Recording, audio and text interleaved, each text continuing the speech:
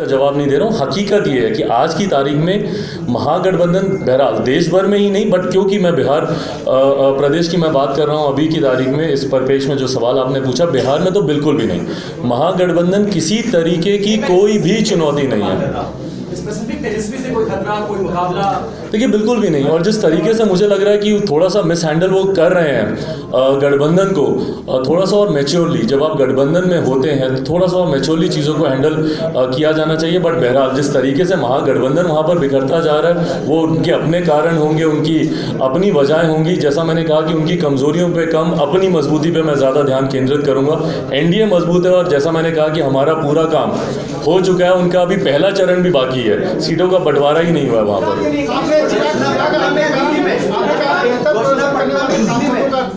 मतलब कंसीडर किया गया है कि सीटिंग सांसदों को लड़ाया जाएगा, 3 सांसद बेहतर प्रदर्शन करने वाले हैं, उनको दिया जाएगा टिकट। मैंने ऐसा नहीं कहा कि 3 सांसदों ने ही से बेहतर प्रदर्शन किया है। जैसा मैंने कहा कि संसदीय बोर्ड में तमाम सांसदों के प्रदर्शन, सारी चीज़ों पर चर्चा हुई है, सहमति हो गई है। मैं 3, 2, 4, 1, 6 किसी संख्या में अभी नहीं फंस रहा हूँ, ना ही I am giving away anything to you right now.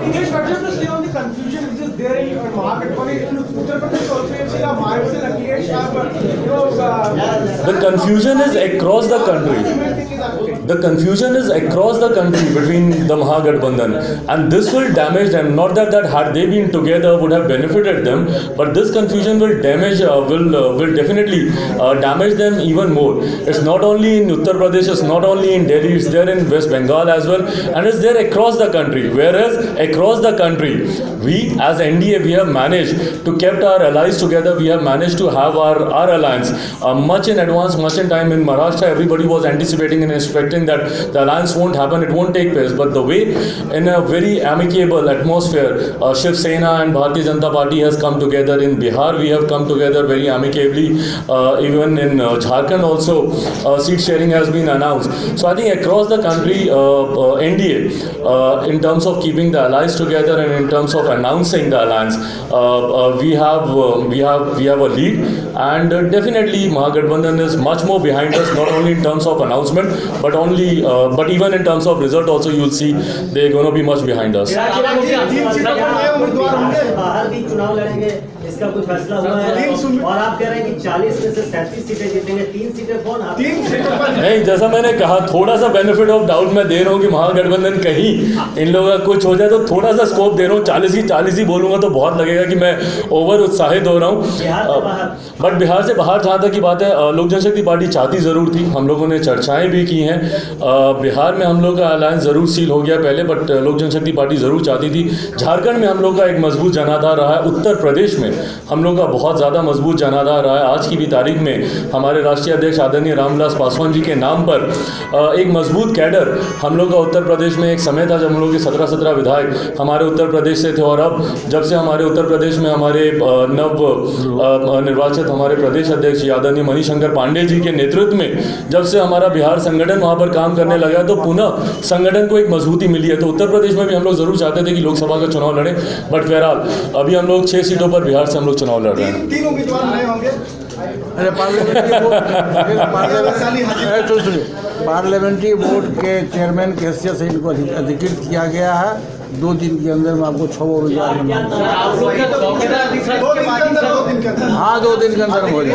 हाँ, 2 दिन करने का आप कोशिश करेंगे, क्योंकि आपने कहा है कि हमारे उनसे व्यक्तिगत संबंध है। गिरिराज जी से मेरी 3 दिन पहले भी मेरी बात हुई थी। मैंने 3 दिन पहले भी मैंने उनको सामने से फ़ोन किया था, क्योंकि कुछ दिनों पहले फिर ऐसी खबर आई थी कि वो इस बात को लेकर थोड़े से नाराज़ चल रहे हैं। मैंने उस दिन भी मैंने उनसे बात की थी। सर, क्या आप लोग चौकीदार कैंपेन के साथ भी जुड़ेंगे? क्योंकि हमने देखा पूरा एनडीए के साथ आप लोग खुल के साथ आए हैं पहले से। नहीं, देखिए जिस तरीके से इन शब्दों का, देखिए मुझे आज से ही नहीं, मुझे बहुत समय से इस शब्द से मुझे एतराज़ है। खासतौर पर अगर आप बिहार जैसे प्रदेश को अगर आप देखें तो वहाँ पर हर गांव में हर एक उस पर चौकीदारों की नियुक्ति वहाँ पर होती है। तो कहीं ना कहीं जब आप चौकीदार चोर हैं, आप इसको एक नारा बना देते हैं, तो आप सिर्फ हमारे प्रधानमंत्री जी पर टारगेट नहीं कर रहे, उस पूरे समुदाय पर आप टारगेट कर रहे हैं। लोग हंसी मजाक में कोई चौकीदार होता है उसके ऊपर लोग अब उसको मजाक का पात्र उसको बनाने लग गए। तो जब आप इस समुदाय का जिक्र करते हैं, आपको इस बात की गंभीरता समझने की जरूरत है कि आप एक व्यक्ति का विरोध करते करते आप पूरे समुदाय का विरोध करने लगते हैं, जो कि गलत है। में हो जाएगा। निश्चित रूप से मैं बोला हूँ 2 दिन में हो जाएगा। अकेले लोक जनशक्ति पार्टी की बात होती है, आदि के लोग तीनों सारी घोषणाएं कर देता, हाजीपुर को ही क्यों, मैं सारी कर देता। पर जैसा मैंने कहा कि मुझे नहीं लगता कि आज उचित समय है कि हम लोग किसी भी प्रत्याशियों के नाम की हम लोग आज घोषणा करें। पर 1-2 दिन की बात है, 1-2 दिन में इसकी घोषणा कर दी जाएगी। हाजीपुर से इतना मैं ज़रूर आपको बता सकता हूं कि हमारे राष्ट्रीय अध्यक्ष आदरणीय रामविलास पासवान जी हाजीपुर से चुनाव नहीं लड़ेंगे, वो राज्यसभा के माध्यम से संसद पहुँच जाएंगे। फैसला सभी सीटों पर हो गया प्रत्याशियों का? जी, फैसला सभी सीटों पर हो गया प्रत्याशियों का। नवादा को लेकर गिरिराज सिंह दुखी है कि उनको बीजेपी ने जो नवादा जो है आपको दिए लोक जनशक्ति पार्टी को, क्या कहेंगे? देखिए, मैं बहुत ऑनेस्टली मैं आपके सवाल का मैं जवाब दूंगा। गिरिराज सिंह जी से मेरे व्यक्तिगत बहुत अच्छे संबंध हैं, हमारे पारिवारिक संबंध बहुत अच्छे हैं। हमारे राष्ट्रीय अध्यक्ष आदरणीय रामविलास पासवान जी से उनके संबंध बहुत अच्छे हैं। कुछ एक बार मेरी ऑफ द रिकॉर्ड मेरी उनसे मुलाकात भी हुई थी, और प्लेन में आते जाते, फ्लाइट में आते जाते, तो मैंने इस बात का जिक्र बहुत विनम्रता से मैंने उन्हें किया था कि अगर नवादा से अगर आप चुनाव लड़ना चाहते हैं तो लोक जनशक्ति पार्टी किसी भी तरीके की अपनी दावेदारी उस सीट पर पेश नहीं करेगी, क्योंकि हम लोगों को गठबंधन के द्वारा मुंगेर सीट के बदले जाने की जगह पर हम लोग की मांग थी बेगूसराय हो, नवादा हो, कोई ऐसी सीट हम लोग को दी जाए। तो हम लोग को गठबंधन के द्वारा ही हम लोग को ये सीट दी जा रही थी। आज मुझे भी थोड़ा सा इस बात का दुख हुआ, जिस तरीके से मैंने भी कुछ मीडिया के माध्यम से सुना कि आदरणीय गिरिराज सिंह जी थोड़ा सा नाराज़ चल रहे हैं। बट मैं उस नाराज़गी का कारण नहीं हूँ, ना ही मैं बनना चाहूँगा, क्योंकि मैंने उनसे बहुत विनम्र तरीके से उनके समक्ष मैंने इस बात को रख दिया था कि अगर वो चुनाव वहाँ से लड़ना चाहते हैं तो हम लोग वहाँ से दावेदारी पेश नहीं करेंगे। बट गठबंधन में जब ये सारी बातें हुई तो मुझे लगता है कि तमाम हमारे गठबंधन के साथी ने अपने अपने नेताओं से बातचीत कर ही ये तमाम सीटों का चयन हुआ है सामने। क्योंकि वो सीट आपके पाले में आ गई है, तो क्या आप उनको ऑफर करेंगे कि वो आपकी पार्टी में आ जाए और आपकी सीट पर चुनाव? ऐसा कभी हुआ है? ऐसा कभी हुआ है? दुखी है बहुत ज़्यादा वो। देखिए, बहुत जल्द लोक जनशक्ति पार्टी के प्रत्याशियों की घोषणा कर दी जाएगी। आपने कहा कि होली से पहले संभवतः होली से पहले। एक सवाल ये है कि कांग्रेस जो है आपने महागठबंधन की बात की, उत्तर प्रदेश में मायावती अखिलेश ने कह दिया कि कांग्रेस की तरह कोई कंफ्यूजन पैदा न करे, और ऐसी सिचुएशन बिहार में भी है जहाँ तेजस्वी यादव भी तलखी दिखा रहे हैं कांग्रेस पार्टी को, क्या कहेंगे? देखिए, महागठबंधन के लोग एक साथ आना तो दूर, एक साथ दिखने की चर्चा से भी अब घबराने लगे हैं। इसका सबसे बड़ा उदाहरण मायावती जी हैं। जिस तरीके से उन्होंने आज इस बात का बयान जारी किया है कि कांग्रेस इस बात का भ्रम फैलाने का प्रयास ना करे कि वो हमारे साथ हैं या हम उनके साथ हैं, क्योंकि जिस तरीके से कांग्रेस ने इस बात की घोषणा की कि 6-7 सीटों पर जहां पर मुलायम जी के परिवार के और मायावती जी के लोग हैं वहां पर शायद कांग्रेस अपना प्रत्याशी नहीं उतारेगी। इस बात से भी इतना ज़्यादा वो लोग घबरा गए हैं कि उन्होंने इस बात की घोषणा मायावती जी ने कर दिया कि कांग्रेस से हम लोग का कोई लेना देना नहीं है, देश भर में वो गठबंधन नहीं करेंगे। इसकी घोषणा तो पहले ही कर चुके थे। यही हाल कहीं ना कहीं आम आदमी पार्टी और कांग्रेस के बीच में भी देखने को मिल रहा है। तो जैसा मैंने कहा कि विपक्षी एकता एक भ्रम मात्र है, जहां पर इतनी तलखी हो कि आप एक दूसरे का जिक्र करने से भी आपकी घबराहट बढ़ती है, तो वहां पर आप एक साथ आकर सरकार बनाएंगे 2019 में और किसी एक के नेतृत्व में वो सरकार चलेगी, ये असंभव है। इसीलिए एनडीए की ही सरकार बनेगी, हमारे प्रधानमंत्री पुनः प्रधानमंत्री बनेंगे। सर, खगड़िया में सीटिंग बोलिए बोलिए बोलिए, क्या बोल रहा सीटिंग का खत्म हो गया है। खगड़िया में अब पार्लियामेंट्री बोर्ड की बैठक होगी, उसमें फैसला लिया जाएगा। वो तो हो गया। नहीं, वो तो अधिक। I think we'll get absolutely more than 350 seats what we got last time as an NDA. Definitely we'll get more than that this time. And as I said, my confidence comes from the fact that the undercurrent which is there in 2014, I think it was very, very evident. But I think in 2019, it might not be that evident, but it's definitely more than what it was in 2014. So my confidence comes from that, and I'm very sure that this time in 2019, our government, India government, will be stronger than what it was in 2014. Hajipur से पशुपति पारस sir के नाम की चर्चाएं चल रही हैं। जैसा मैंने कहा कि सारी सीटों पर चर्चाएं भी हो गई हैं, सहमति भी हो गई है, सब हो गई, बस घोषणा मात्र बाकी है, वो भी जल्द कर दी जाएगी। महागठबंधन देर कर रहा है, लेकिन देर तो आपकी तरफ से भी हो रहा है। आज नॉमिनेशन की प्रक्रिया शुरू हो गई, आप आज बैठक कर रहे हैं, अभी आप कह रहे हैं कि हम फिर घोषणा करेंगे। देखिए मुझे लगता है देखिए थोड़ी सी हम लोग को भी संवेदना के साथ हम लोग को इस मैटर को हैंडल करना चाहिए। जिस तरीके से कल देश भर में कितनी बड़ी क्षति हुई है, आज हम लोग प्रत्याशियों की घोषणा करें, ये करें, वो करें, इसीलिए जब हम लोगों ने संसदीय बोर्ड की बैठक की भी हम लोगों ने शुरुआत की तो हम लोगों ने 2 मिनट का मौन रखा।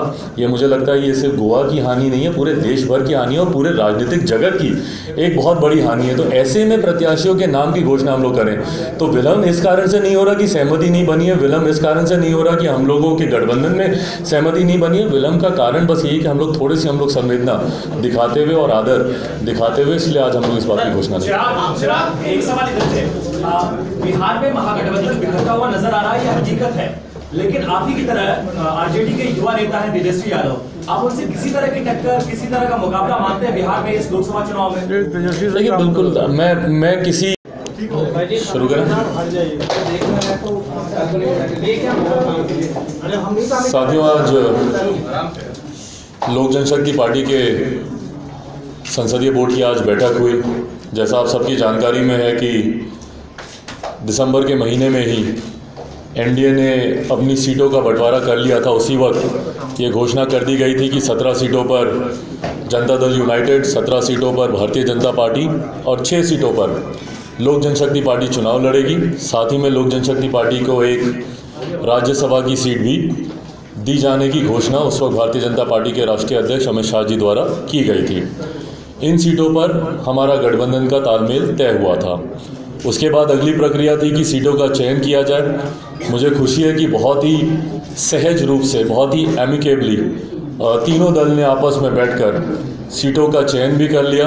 कल जिसकी घोषणा बिहार में लोक जनशक्ति पार्टी के प्रदेश अध्यक्ष पशुपति कुमार पारस जी, भारतीय जनता पार्टी के प्रदेश अध्यक्ष आदरणीय नित्यानंद राय जी, जनता दल यूनाइटेड के प्रदेश अध्यक्ष आदरणीय वशिष्ठ बाबू जी द्वारा ये घोषणा की कल वहाँ पर की गई, जिसमें 17 सीटें जनता दल यूनाइटेड की घोषित की गई, भारतीय जनता पार्टी की 17 सीटें घोषित की गई और लोक जनशक्ति पार्टी की 6 सीटें जो लोकसभा की हम लोग लड़ने जा रहे हैं उसकी घोषणा हुई।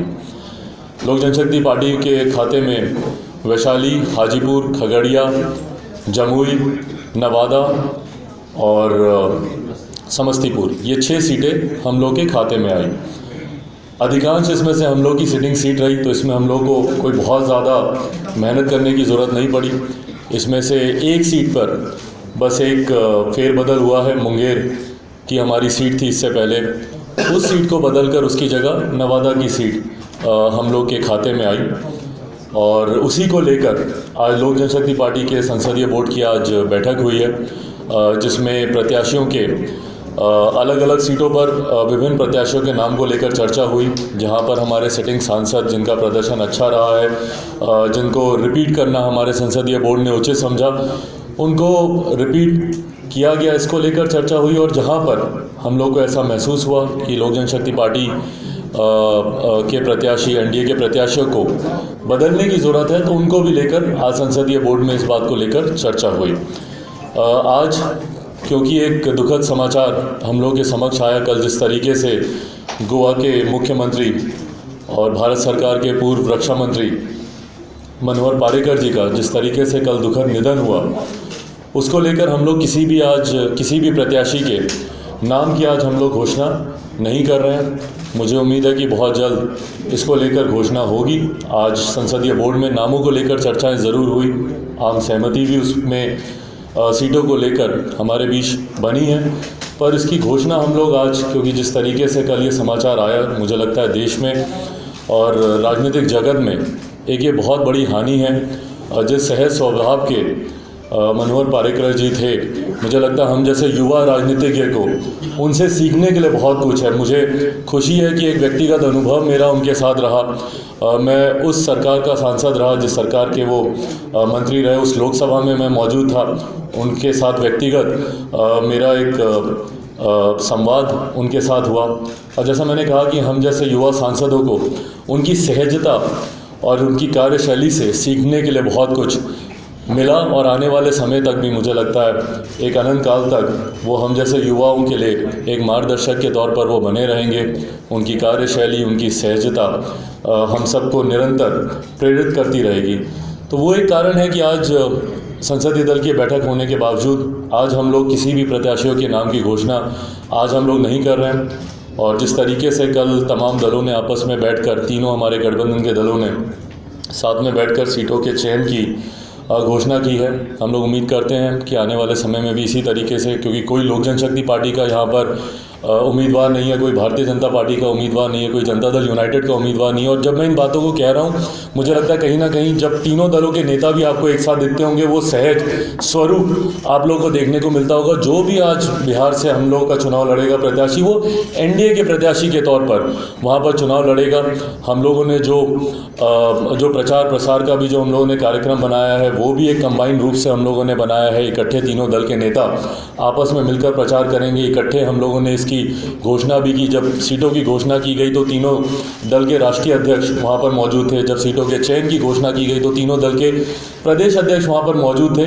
और ये सिर्फ सहजता दिखाने के लिए नहीं है, जिस तरीके से महागठबंधन के लोग आपस में एक साथ दिखाने का प्रयास करते हैं। और मैंने हर बार इस बात को कहा कि एक साथ दिखना एक बात होती है और एक साथ रहना दूसरी बात होती है। निरंतर हम लोगों ने विभिन्न मंचों पर देखा कि किस तरीके से महागठबंधन के लोग चाहते हैं हाथ पकड़कर, पर उसके बाद जब सीटों की बात आती है, चुनाव लड़ने की बात आती है, सीटों के बंटवारे की बात आती है, तो धीरे धीरे करके वो कुनबा टूटता हुआ हम लोग को दिखता है। जिस तरीके से हम लोग को उत्तर प्रदेश सबसे बड़ा इस बात का उदाहरण है। और जिस तरीके से मायावती जी ने पूरे देश भर में इस बात की घोषणा कर दी है कि वो कांग्रेस के साथ कोई तालमेल नहीं रखेंगे। या जिस तरीके से दिल्ली में भी आम आदमी पार्टी हर एक मंच पर हमारे दिल्ली के मुख्यमंत्री महागठबंधन के नेताओं के साथ दिखते हैं, पर जिस तरीके से कांग्रेस के साथ उनका तालमेल दिल्ली में भी नहीं हो पा रहा है, तो ये अपने में दर्शाता है कि महागठबंधन सिर्फ एक साथ दिखने का प्रयास करता है, पर एक साथ रहना उनके लिए संभव नहीं है। और हम लोगों ने इस बात को निरंतर कहा है, मैंने हमेशा इस बात को कहा है कि महागठबंधन विपक्षी एकता एक भ्रम मात्र है,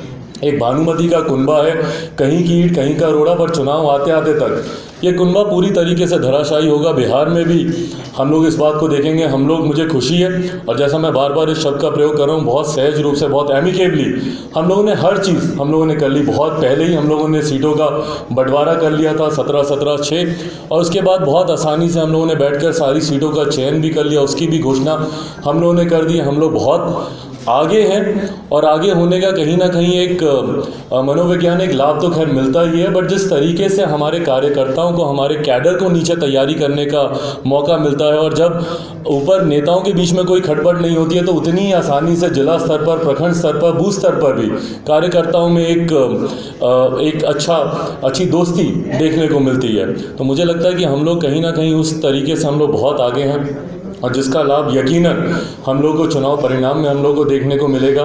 बिहार प्रदेश की मैं बात करूं, एनडीए 40 सीटों पर हम लोग चुनाव लड़ रहे हैं। 40 की 40 सीट भी अगर एनडीए जीतती है तो इसमें भी कोई आश्चर्य की बात नहीं होगी।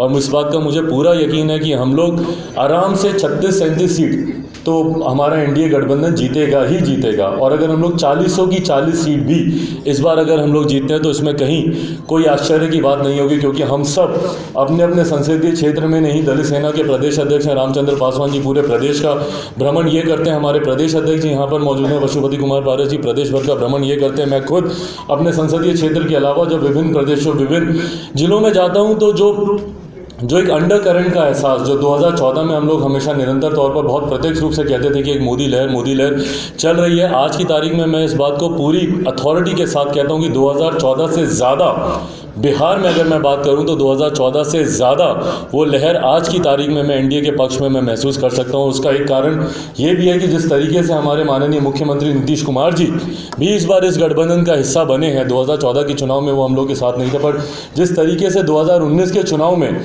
वो हमारे गठबंधन